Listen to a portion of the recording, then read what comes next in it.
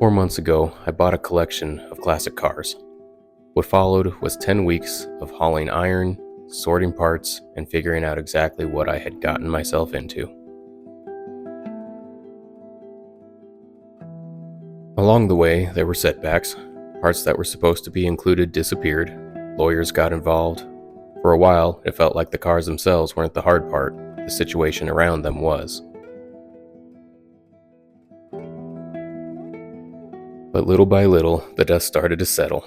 Back at the shop, I began sorting through decades of parts and history.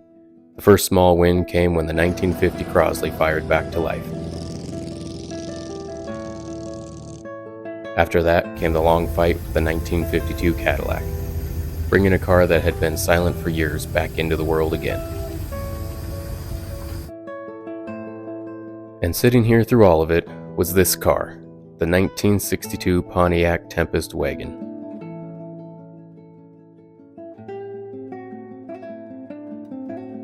At first glance, it looks simple, almost modest, but underneath it's one of the most unusual American cars of its time.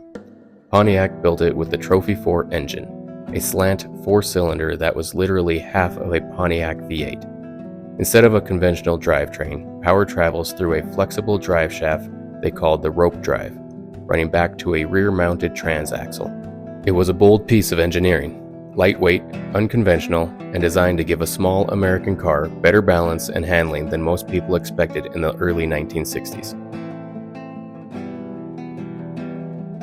And now, after everything it took to get these cars here, it's finally time to start bringing this one back to life.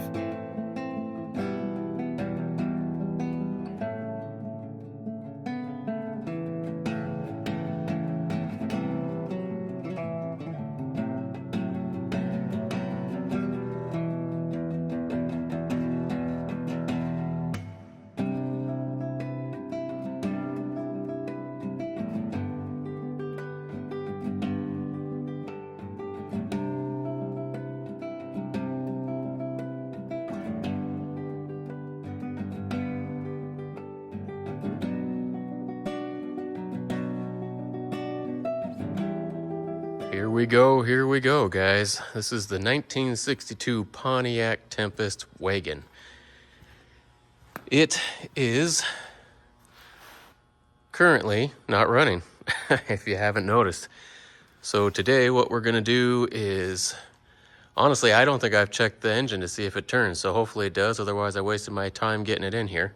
So we're gonna check and see if the engine turns. If she turns, we're gonna go through the basics of draining the oil, getting some new oil in there, checking fluids, and then I will throw a battery in there and we will see if we can get her to turn over by the starter. And hopefully if all that works, then we move on to the carburetor. I don't know how far we're getting in this video, but this is the beginning, guys. The easiest way for me to get to that is to get down underneath, I think. Fingers crossed, guys. I really want to work on this one. This is not going to be easy for me, is it?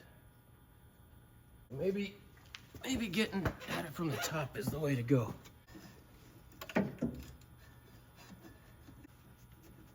Oh, that's not a good sign. Shit. Damn it. She's fucking seized. I really wanted to play with this one. He said that this one was good. Lying motherfucker.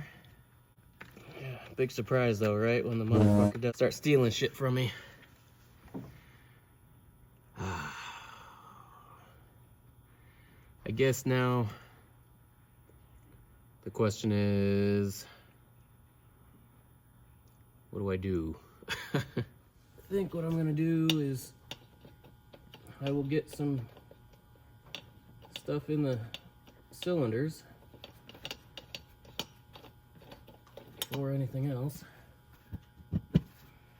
Taking the hood off, but it does not open very far. There's all kinds of shit around the sides, but look at all that. Rodents. What the hell's holding that? There we go. Ooh. All right, well, I put the solution down the carburetor until it was full. and it's slowly leaking down. I'm sure it's going through some of the valves and this and that, but basically I wanted to sit on those pistons.